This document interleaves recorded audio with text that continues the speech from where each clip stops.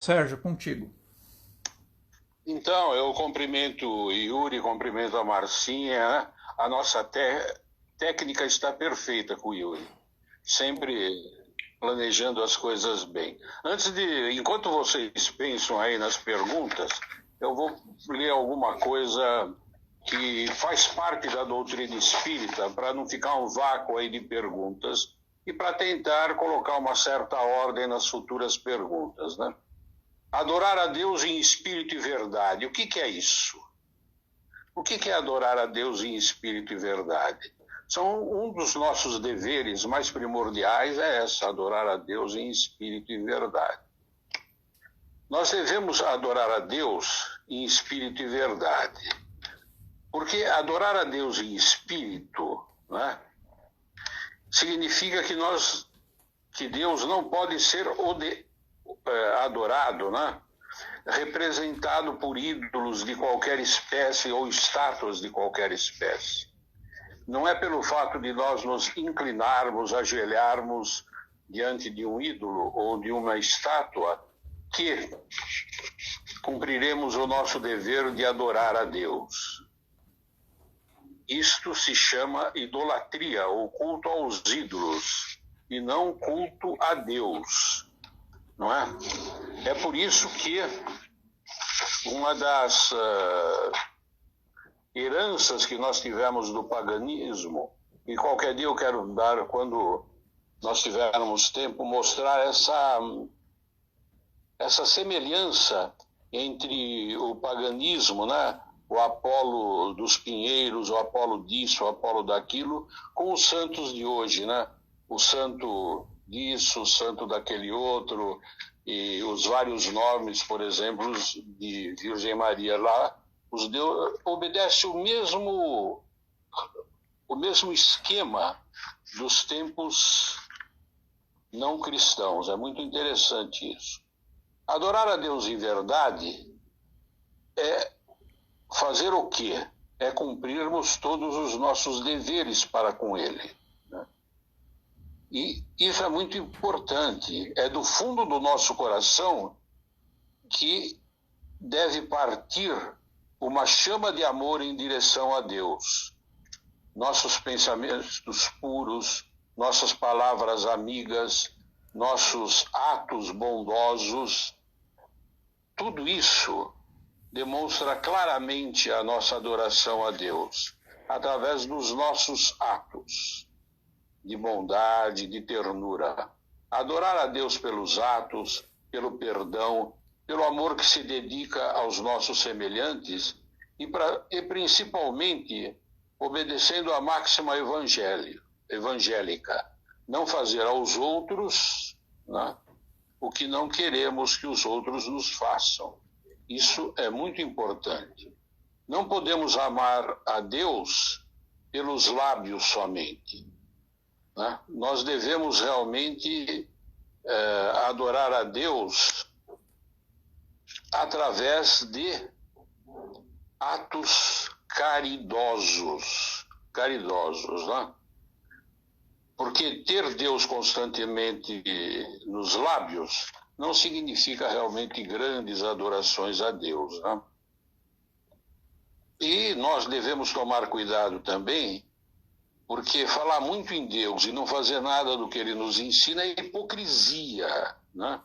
É hipocrisia.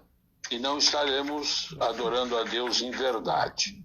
Então, Emmanuel coloca isso de uma maneira muito interessante, baseado na primeira epístola de João, muito interessante, no capítulo 4, capítulo 21, né? Eu não gosto de falar capítulo 4, 21, assim, porque dificilmente nós espíritas vamos atrás da Bíblia para ver isso, que nós não temos esse hábito, né? É interessante isso.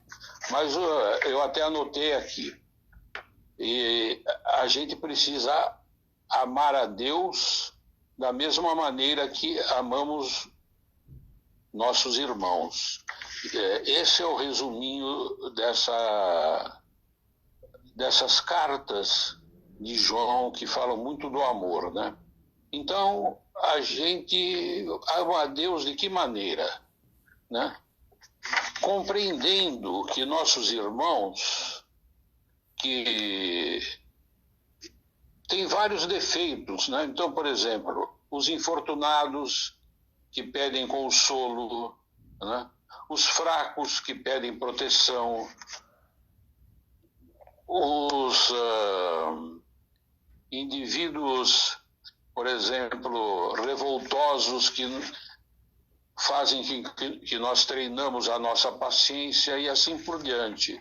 Tudo isso é muito importante. Nós amamos a Deus de acordo com João, aliás, muito bem explicado, de acordo... Aliás, o mesmo João que escreveu o Apocalipse, hein? E através disso nós vamos praticando o amor no dia a dia. E não é fácil fazer isso, hein? Porque tem gente que nos irrita tanto, então aí é um treino de paciência para nós, na verdade. Então agora vamos aguardar as perguntas. Yuri, o que nós temos aí para responder? A Marcinha, eu já falei demais, né? A Márcia começa a responder. Vamos lá. A Priscila ela pergunta: por que nós, criaturas humanas, achamos termos tanta dificuldade em amar o próximo?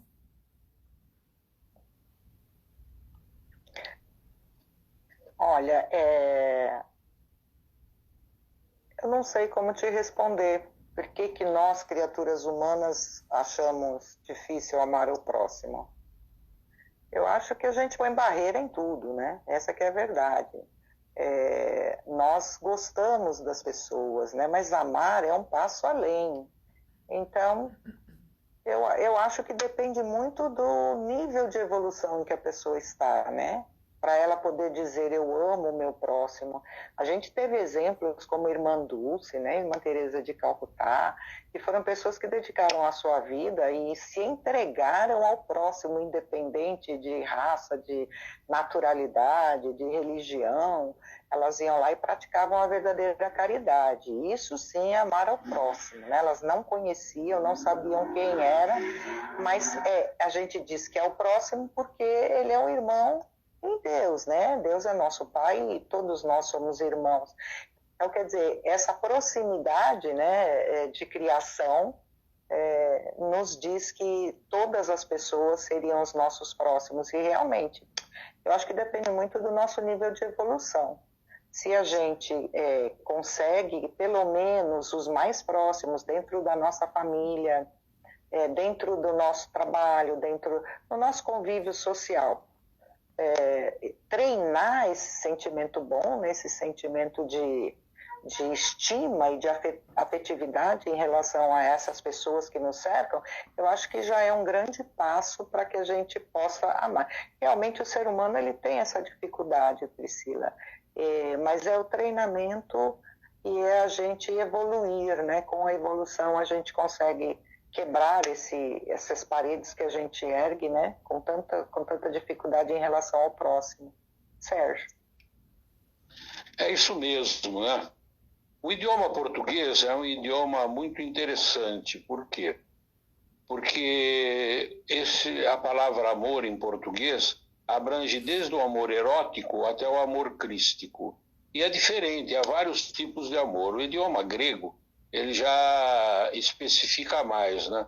Por exemplo, o amor do pai para com os filhos, dos pais para com os filhos tem um nome, dos filhos para com os pais outro, o amor amizade tem outro, né? Então eu amo a Márcia em nível de amizade, significa o quê?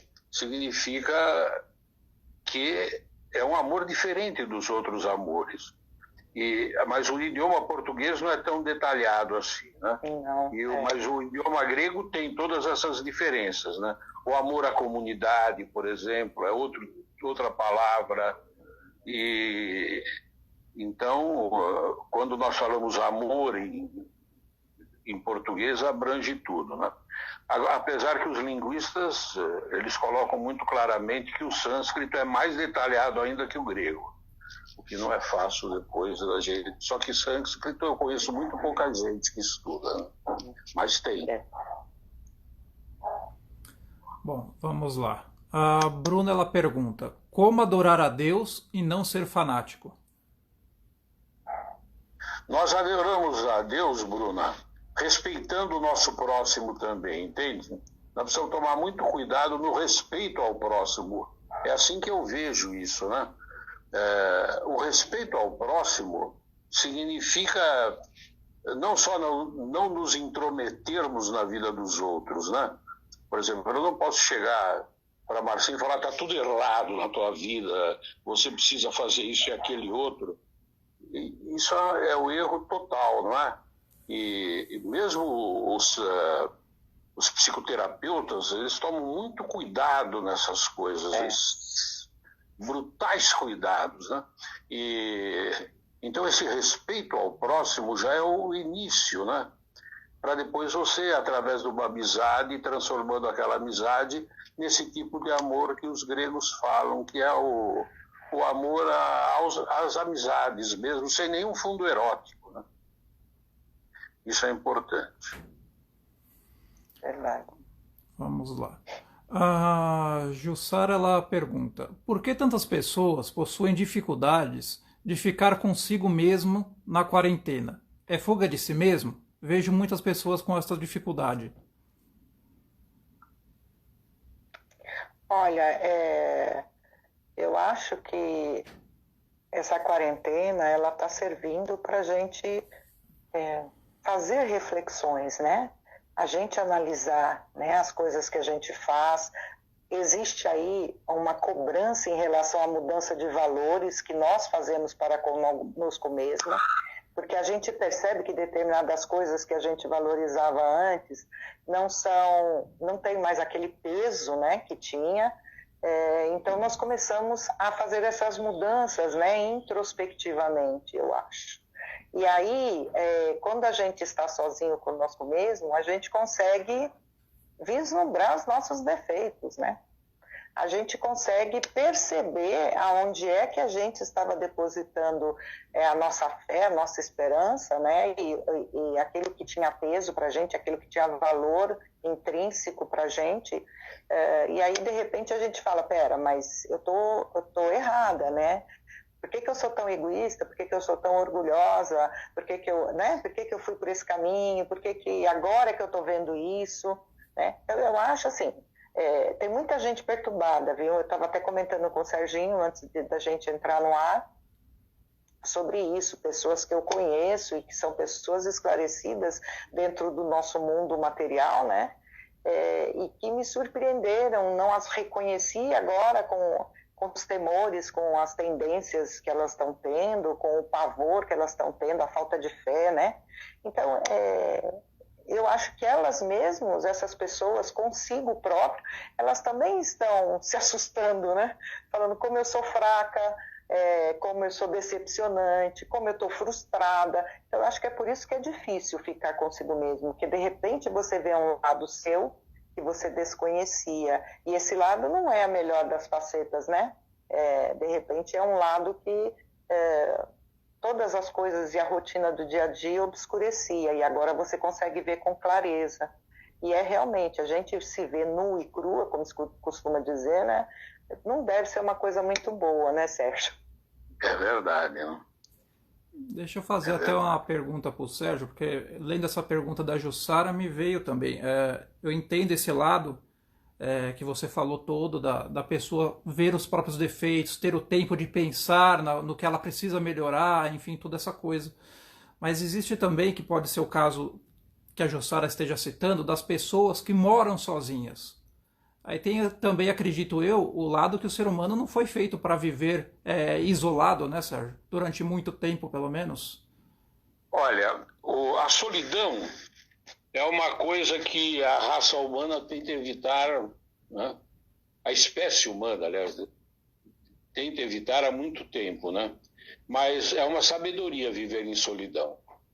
Né? Aliás, mesmo na vida do cotidiano, há momentos solitários. Quando você lê um livro, você está solitário, é você e o livro, não é?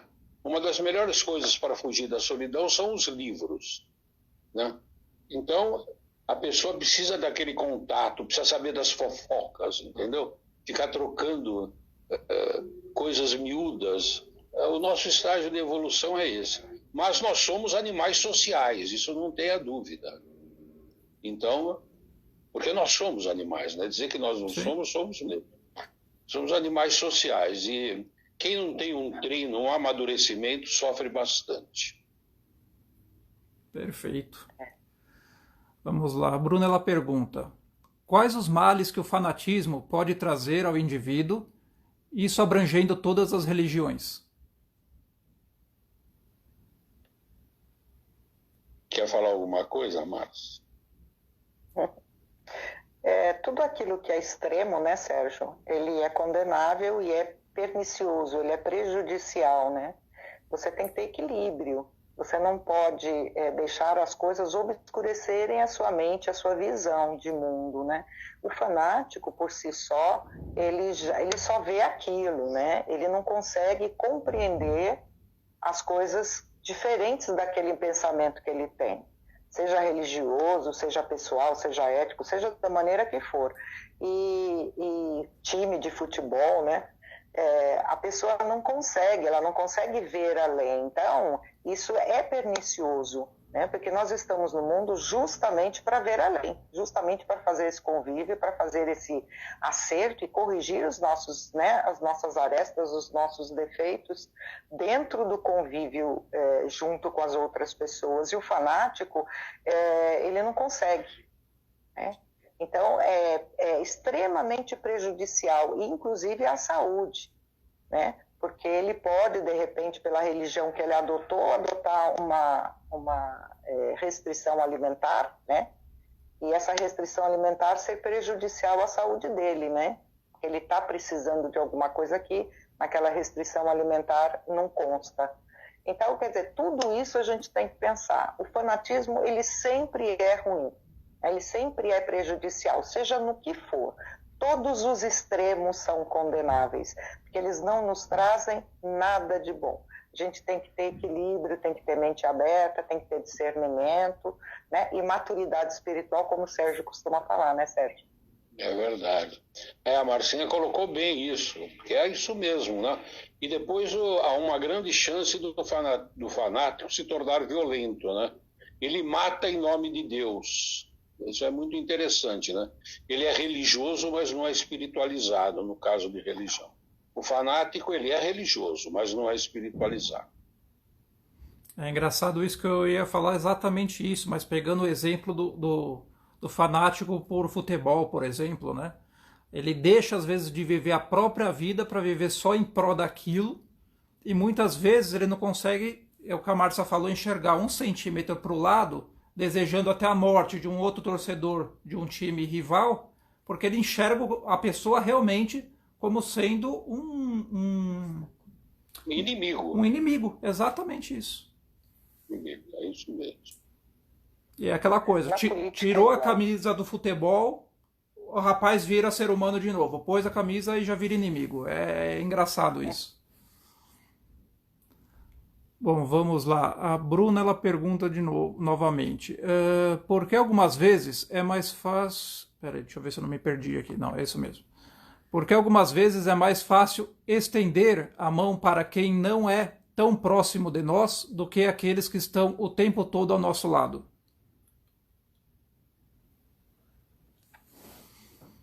Essa pergunta é para fazer pensar, né? Não, olha, é simples. Porque no convívio diário com uma pessoa ocorrem atritos. Atritos insignificantes, né? Mas que vão criando algumas leves cicatrizes. Então o indivíduo fala, esse cara me enchendo a paciência outra vez, ele que vai procurar ajuda em outro canto. E está errado. Porque se nós estamos juntos, é porque nós precisamos realmente nos entender. Nós precisamos ajudar os mais próximos. É muito interessante no meio religioso, e eu vi muito no meio espírita, que é o meu meio, né? O fulano ser muito socialmente exemplar, faz pregações, etc. e tudo mais, né? E dentro de casa ser um tirano. Uma vez eu encontrei um casal, irmãos, né? O menino e a menina, e eles falaram, o senhor é espírita? Eu falei, sou, tal. Eles falaram, então nós não conseguimos ser espíritas. Eu falei, mas por que vocês não conseguem ser espíritas?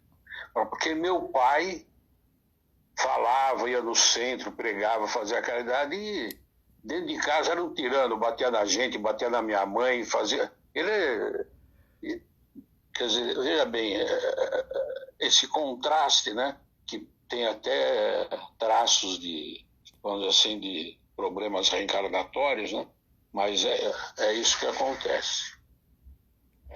Sérgio, é como você falou, né? A pessoa distante que não nos conhece, ela não nos julga, né?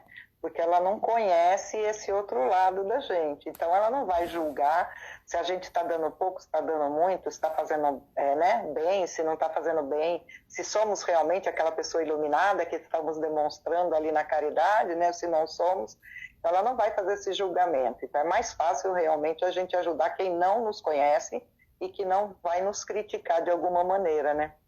Mas para superar isso, uma boa psicoterapia com gente que tem um bom currículo, que sabe lidar com o consciente e o inconsciente, resolve. Às vezes não precisa nem ser religioso, com um bom terapeuta, né? O problema é que nós temos um monte de terapeuta fajuto atualmente, entendeu? Esse é o problema. É sua praia. Não, estou falando porque eu conheço a turma. Então, é sua praia. E hoje a gente fala em todas as profissões, infelizmente, né? É verdade. Vamos lá. O Ricardo ele pergunta: o que seria um espírito decaído? É com o Sérgio é que manda. Eu? Não, Marcinha, você conhece isso. Não vai deixando eu falar demais, Marcinha. Pode falar. Você não está falando demais, Sérgio, está ótimo. São a história dos anjos decaídos, né? Veja bem, no nosso caminho evolutivo, né?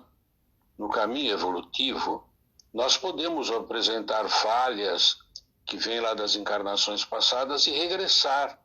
Né? Um espírito muito adiantado pode se encarnar num mundo mais atrasado para levar progresso, ou por situações realmente de apagar algum crime em umas encarnações passadas, ou para realmente uma ação benemérita de auxiliar aquele povo mais atrasado que ele, não é? Agora, nós temos uma coisa muito interessante, né? Veja bem, espíritos profundamente adiantados, iluminados, eles têm responsabilidade também naquilo que o pessoal chama de astral inferior, de inferno. Eles cuidam daquilo lá e às vezes com mais proximidade do que nós pensamos, tá? É grande a responsabilidade. O que é interessante a gente notar também, né, Sérgio, é que o espírito ele não evolui em conhecimento, né? Não. Você falar o espírito decaído, você justamente denota isso, quer dizer, ele teve um retrocesso em relação ao planejamento de vida dele para a sua própria evolução. Mas não significa que ele perdeu o conhecimento que ele já havia adquirido. É como o Sérgio falou, de repente eles vão colocá-lo num planeta inferior para que ele ajude aquele planeta a evoluir, né? Aquelas pessoas que estão lá a evoluir.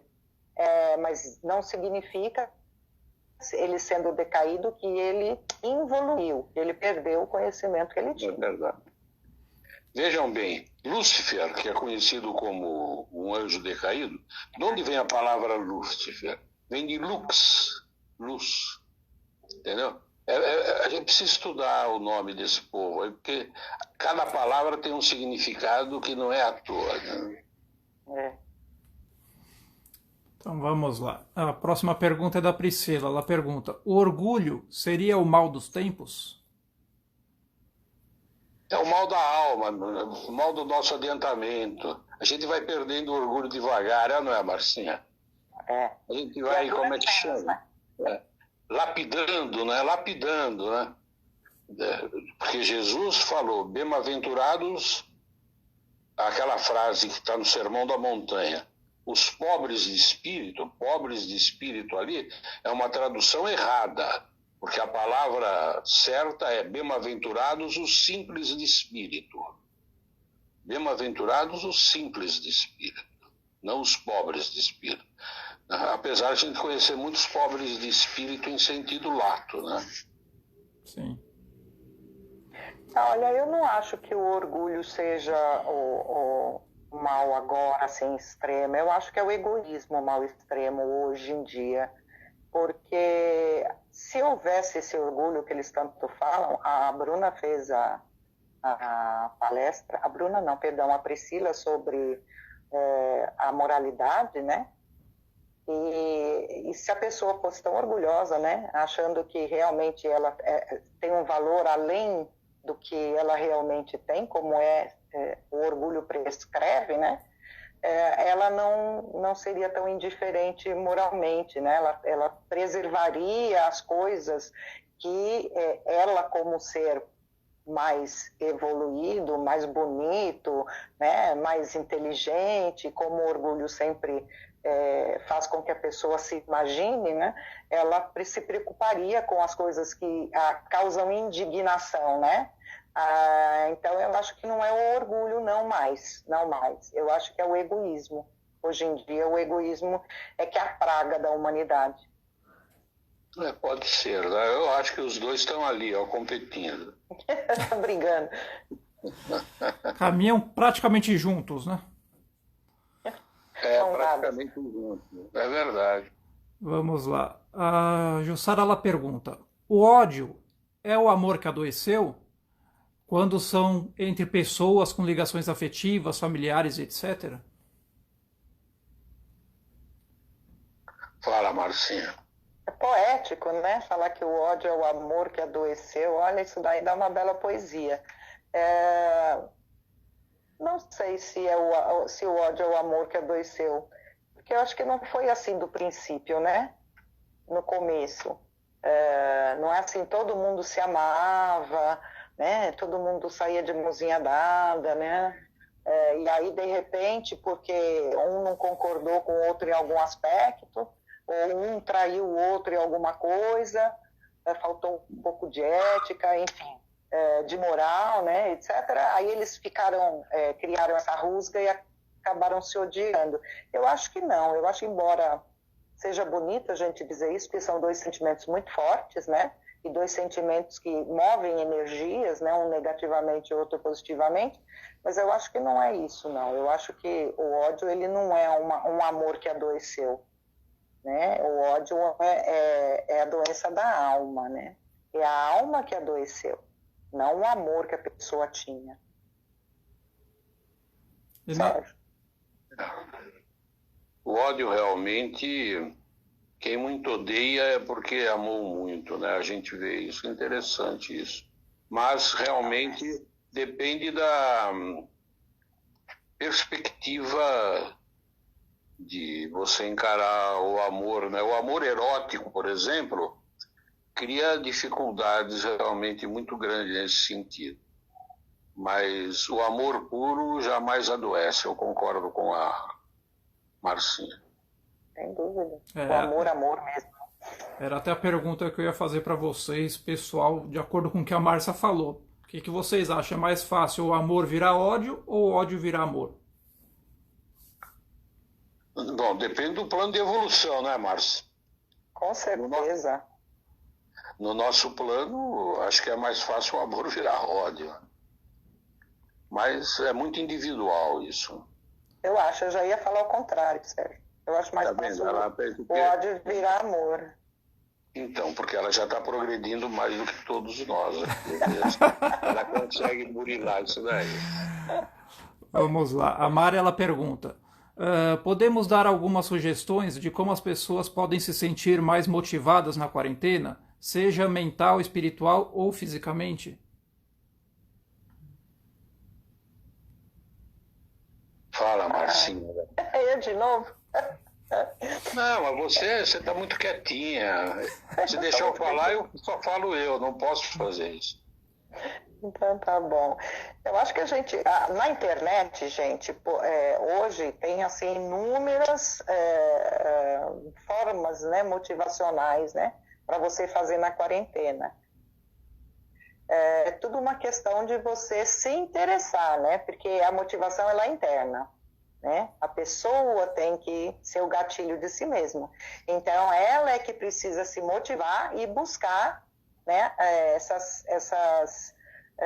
esses gatilhos, né, para fazer na quarentena. Então, quem gosta de pintura, vá olhar, tem museus virtuais, né, vai conhecer um pouquinho de arte, vai conhecer um pouquinho sobre os pintores, entender por que a vida deles influenciou no tipo de pintura que eles fizeram. Quem gosta de música, né, tem várias pessoas ensinando aí sobre música. Se você gosta de um instrumento, se você gosta de ler, procure indicação de bons livros, né?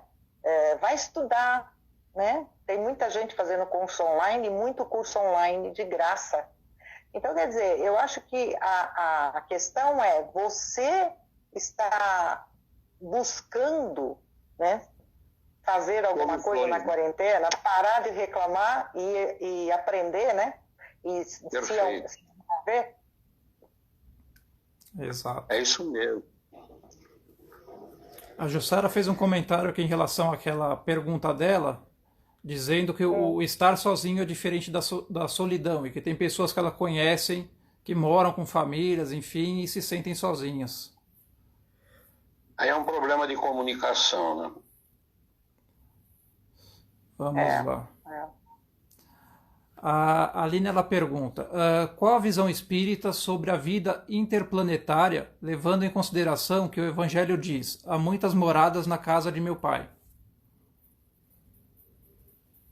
Mas me diga uma coisa, consideração da vida interplanetária, ela é uma pergunta interessante, porque a classificação dos mundos e a evolução, se não me engano, está no Livro dos Espíritos, né, isso daí.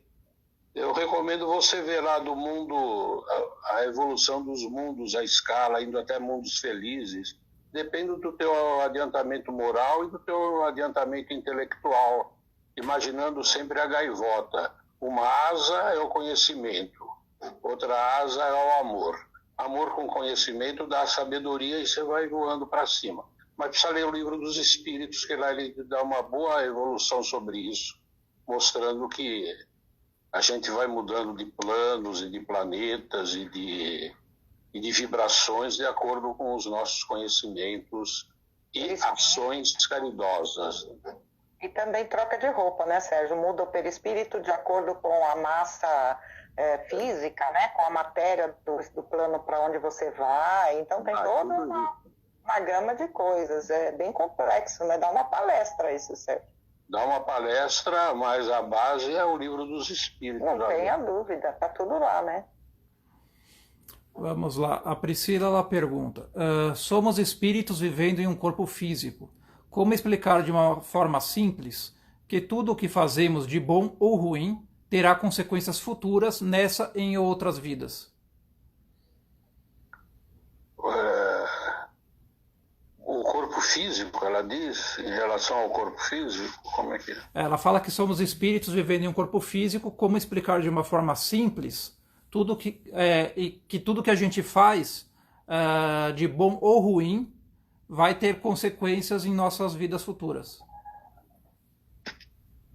O perispírito, né? Tudo fica marcado no perispírito e aí, conforme as encarnações, aquilo vai se materializando ou não se materializando no corpo físico, dependendo dos nossos, vamos dizer assim, daqueles que planificam junto conosco as nossas futuras encarnações, né?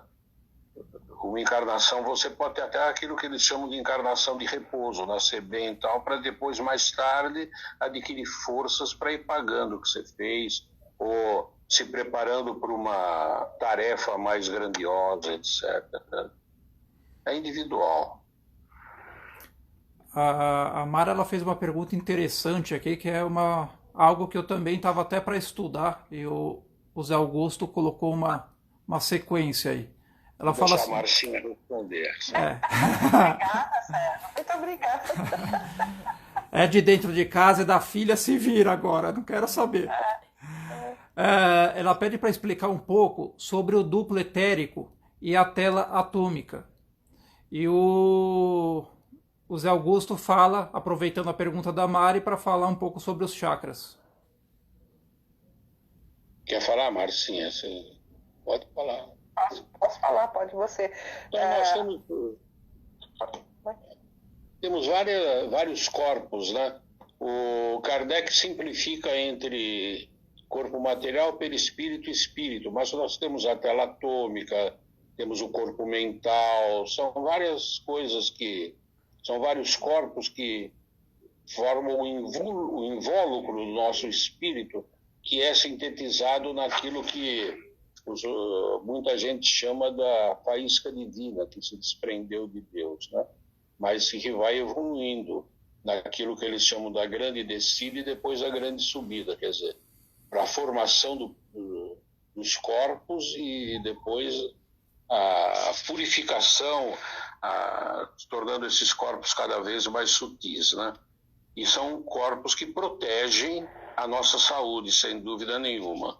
E os chakras também, né? Os chakras são centros de forças que estão no nosso corpo espiritual, né, Marcinha? Se não me engano. Pretérico também. Do pretérico, que vão coordenando as ondas de energia que percorrem o nosso corpo, como, por exemplo, o Kundalini e outros. O duplo etérico, ele é a vestimenta do nosso corpo físico, né? Ele é o molde, vamos dizer assim, né? Uma forma bem grosseira. Assim como o perispírito é o molde para o nosso espírito, né? Um no plano espiritual e o outro no mais denso, né? Numa matéria mais densa, que é o caso do duplo etérico. Então, ele é que a gente vê as emissões de energia, né? Para você falar da aura, que tem pessoas que conseguem visualizar a aura, né, as cores da aura e sabe se você tem alguma doença ou não, né? Existem videntes, clarividentes, etc. E a tela atômica, ela é uma proteção que nós temos, né? Para que tudo que está no perispírito não passe para o corpo físico abruptamente ou aleatoriamente, né? Ela é uma justaposição de átomos e de moléculas em que você, como se fosse uma tela, né? Como o nome já diz, tela atômica. É como se fosse uma tela e aquela tela, ela consegue segurar ela filtra tanto as coisas que vai do nosso corpo físico para o perispírito e do nosso perispírito de vidas passadas para o nosso corpo físico. E quando chega a época, né? Ela baixa, como diz o Serginho, né? Ela baixa o código de barras, né? E aí ela se rompe em determinado ponto e deixa passar somente o que está programado para aquela encarnação, para que você expurgue naquela encarnação do seu corpo físico. Que é os chamados, né? Que eles chamam de doenças karmáticas, enfim, tem outros nomes, mas é mais ou menos isso. Quer dizer, a grosso modo é isso, né? Ok. A Marina, ela pede, acho que a Marina deve ser da Júlia. Ela fala assim: gostaria que vocês falassem sobre o bem e o mal sofrer atrelado à melancolia que muitos vivem hoje em dia. Nossa, subjetivo. Que pergunta, hein? Pega ela na segunda-feira. Tá bom. Veja bem, o problema da melancolia, da depressão, muitas vezes está ligada à raiva, viu? Isso é muito importante. Às vezes o indivíduo... São vários os mecanismos. Eu vou explicar um deles só, porque são infinitos, para não dizer que são muitos, né? Veja bem, suponha que eu queira agredir uma pessoa, né? A Marcinha me ofende, eu falo, vou dar um tapa nela, mas não posso dar um tapa nela, lógico, né? Ela vai me levar para a delegacia, vai me denunciar no CRM, então eu contenho isso. Ao conter isso, essa raiva dentro de mim, isso passa através de um sistema límbico, que é o sistema das emoções, como forma de tristeza. Por que eu não joguei isso em cima dela, entendeu? E essa tristeza gera uma melancolia. E a nossa vida atual é uma vida onde nós não podemos fazer tudo o que nós queremos, entende? tem uma série de barreiras sociais que vão nos domesticando, vamos dizer assim, que vão nos contendo, não é? Então, essas decepções, essas coisas que causam raiva em nós, que a gente não consegue lutar contra, acabam levando à melancolia. Vamos lá para a próxima. A Catarina, ela pergunta: quando alguém nos decepciona e não conseguimos mais ter admiração por essa pessoa, é porque não a perdoamos?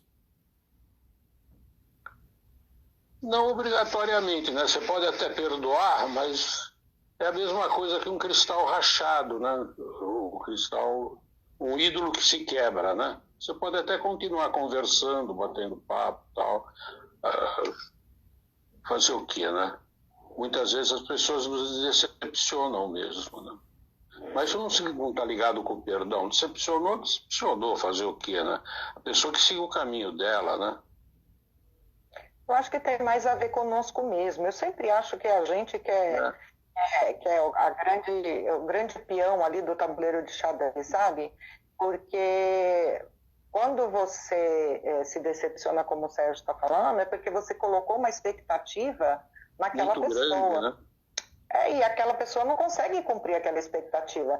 Será que os seus olhos foram muito grandes, né, quando você colocou aquela expectativa? E aquela pessoa, na realidade, ela não é ruim, ela não é fraca, ela só, aos nossos olhos, era maior do que ela é realmente. Ela não tem culpa disso. Ela é aquilo. Mas a nossa expectativa é que criou, né, essa fantasia. E a gente acha que ela cometeu um erro e às vezes ela não cometeu, né? Ela simplesmente está sendo ela como ela sempre foi, só que os nossos olhos enxergam de maneira diferente. Então eu acho que a gente tem que sempre repensar, né, o que a gente vê, o que a gente fala, e a gente sempre costuma pôr o erro nos outros, né? E se a pessoa não me perdoa, sabe? A gente nunca fala, eu devo perdoar, e não a pessoa deve me perdoar. Então, é sempre a gente tomar um pouquinho de cuidado, né? Que é sempre o outro é que tem que tomar as providências, né? É sempre o outro. Vamos lá. Fazer um comentário aqui. O Zé Augusto tá querendo proteger a filhada e a Marina aqui querendo se eximir aí do que falou, falando que não, tá ela e a filha junto, viu, Sérgio? Não é só ela não, viu? Olha aí, hein? Tá querendo tirar a culpa das costas, olha lá. Vamos lá. Selma, ela pergunta: às vezes, ao depararmos a primeira vez com uma pessoa, temos uma impressão negativa ou positiva. E com o passar do tempo, essa impressão realmente é real?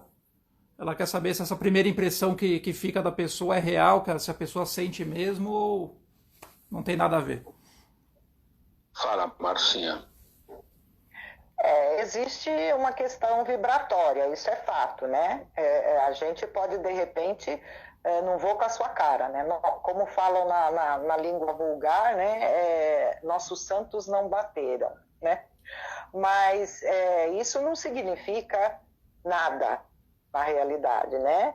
Porque você precisa ver qual é a pior vibração, se é a sua ou se é a dele. Que de repente não bateu porque a dele é melhor que a sua, né? Primeiro ponto, né?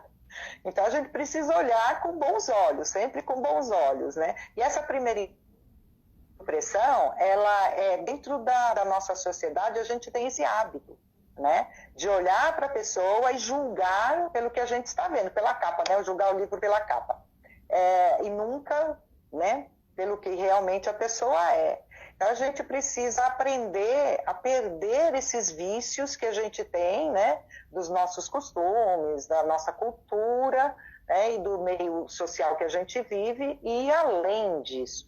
Quando eu falei na live passada de que a gente precisa olhar as coisas com mais profundidade, é justamente isso, né?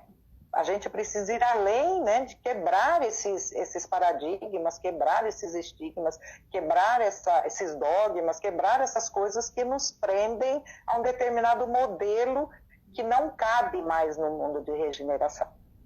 Ele cabia até o mundo de expiação e provas. Agora, no mundo de regeneração, não cabe mais. Então, a gente precisa começar a quebrar, né, esse modelo antigo e desenvolver um modelo melhor e novo. Então, e mesmo quando a gente percebe, por exemplo, que a vibração não bate, a gente precisa se dominar, né? Porque muitas vezes aquela pessoa tem coisas muito boas para nos fornecer em auxílio, em ensinamentos, etc. Né? Tomar cuidado com isso. Então quer dizer que não é um fato, mas pode ocorrer. Pode ocorrer, lógico. A Priscila pergunta, o que é animismo e como saber identificar o animismo? É com o Sérgio, né, Sérgio? O animismo, dentro da teoria espírita, o que é? Dentro de uma comunicação é a pessoa falar com as coisas dela e não do espírito que está influenciando, entendeu? Vem de ânima, que é a alma, quer dizer, a nossa própria alma falando, né? É isso. Agora, para identificar, precisa ter experiência, sabe? Não é teórico. É realmente difícil. É a experiência do dia a dia dentro da casa espírita. Certo. Só mais um minutinho.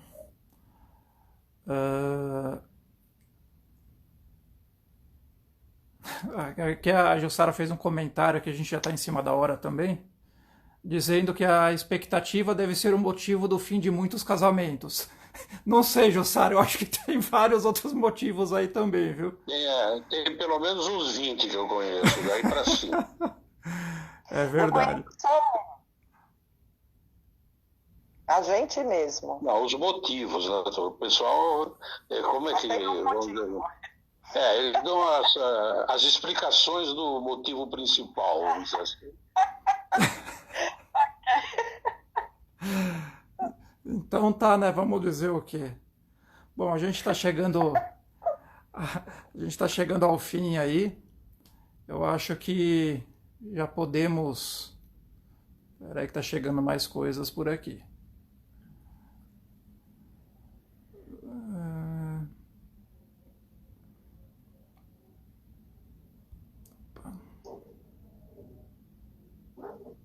A Bruna ela fala, quando ficamos muito tempo sem atuar, no momento em que voltamos, pode ter o animismo? Marcinho, eu acho que o animismo pode ocorrer a qualquer momento, né? Agora, tem muito a ver, eu acho. Mas tem pessoas que são mais facilmente anímicas, outras não, né? Depende do treino, etc. E tudo mais. Desenvolvimento mediúnico, a casa de oração, depende de um monte de coisas, né? Fatores que influenciam, né? Então é isso aí. Acho que podemos ir finalizando agora já esse bate-papo de hoje, né? Vamos lá. Então, foi um bate-papo interessante, gostei, né, Marcinha? Nós aí formamos uma boa dupla, Marcinha, formou uma boa dupla. O interessante é que foram assuntos variados, né? Não ficou só numa linha, né? Isso é bom, isso é muito bom. É o que a gente sempre fala aqui para o pessoal, né? A gente tem aí várias pessoas assistindo, enfim, cada um com seu motivo, mas se vocês participarem sempre, colocando as perguntas... sabe, não precisa ter vergonha, vai colocando que vai desenvolvendo, a gente vai atrelando vários fatores aí, várias opiniões e, enfim, e temas aí que torna realmente a palestra, o bate-papo aí uma coisa que flui, que faz sabe, a live sair uma coisa leve e bastante proveitosa, né? Valeu aquela minha... poucas palavras iniciais, vocês acharam que foi interessante? Sim, com certeza. Sempre agrega sabedoria. Então tá bom. Muito bom mesmo. Bom, tem muitas pessoas aqui falando sobre voltar domingo, enfim, pessoal, a maioria deve ter recebido aí o comunicado de hoje. E já foi lido, Osmiro, o que a Bruna colocou, a gente já leu. A Bruna é uma das pessoas aí pedindo para voltar no domingo, enfim, a gente vai conversar ainda sobre isso direitinho para ver o que a gente faz aos domingos, aí se vai ter continuidade aos domingos ou não, tá ok? Aí a gente volta a informar pelos meios aí de sempre para vocês, tá bom? Márcia, seus agradecimentos. É sempre um prazer, né? Eu tenho tanta saudade de todo mundo, tenho saudade da casa de oração. Regina, eu tenho saudade de atender na lanchonete, Regina. É incrível isso, não é? Então, a gente só tem a agradecer porque é uma oportunidade, né, da gente estar conversando como a gente conversava sempre lá no centro, né? É verdade. Então, eu também fico muito contente. Vai aquecendo o coração, né? Mas depois a gente vê como que vai ser domingo, porque precisa também ter uma maior variedade de pessoas que falem, etc., os temas, né? Exato. Depois eu vou chamar uma pessoa aqui para fazer a prece de finalização e aí a gente encerra a postura.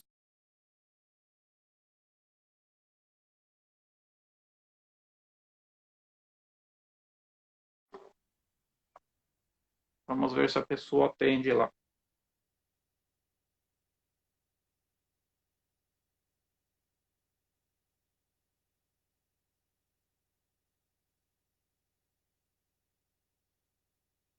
Eu vou chamar de novo, é só atender vai aparecer uma mensagem, você coloca em aceitar.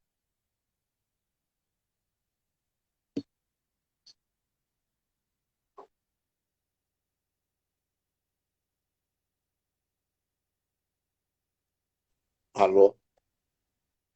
Boa noite, Osmir. Boa noite, todos bem? Tudo bem, graças a Deus.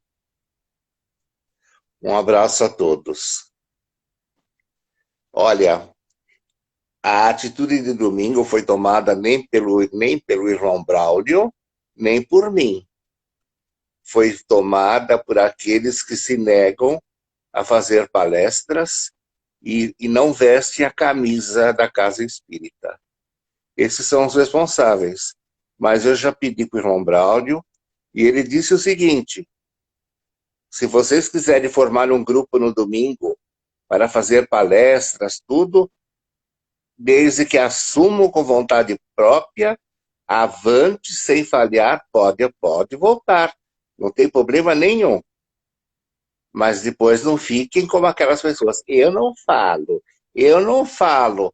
Isso é muito feio diante da espiritualidade. Como o Sérgio falou, e eu aprovo, ninguém é obrigado a fazer nada.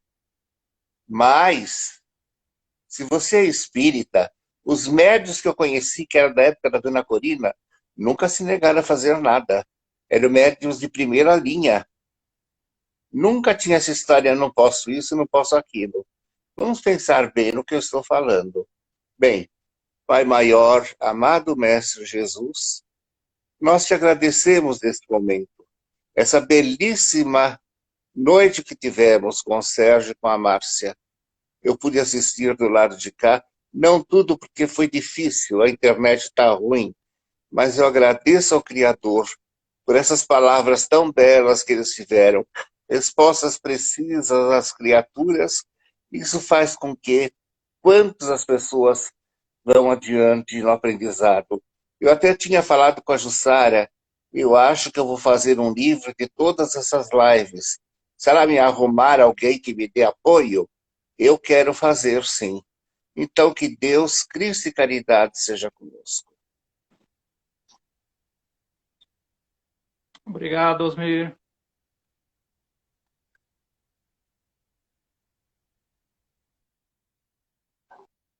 Bom, eu queria mais uma vez agradecer a todos aqui pela presença, por nos prestigiar aí com as perguntas, com as dúvidas. Isso também traz a alegria para todos nós. Desejar a todos aí um excelente final de semana e, a princípio, aí até terça-feira, às 20h30. Tá ok? Muito obrigado a todos. Vocês querem falar mais alguma coisa? É isso aí. Uma boa semana a todos. Tchau, Até gente. logo, pessoal. Até mais. Final de semana, hein, turma? Tudo de bom. Até terça.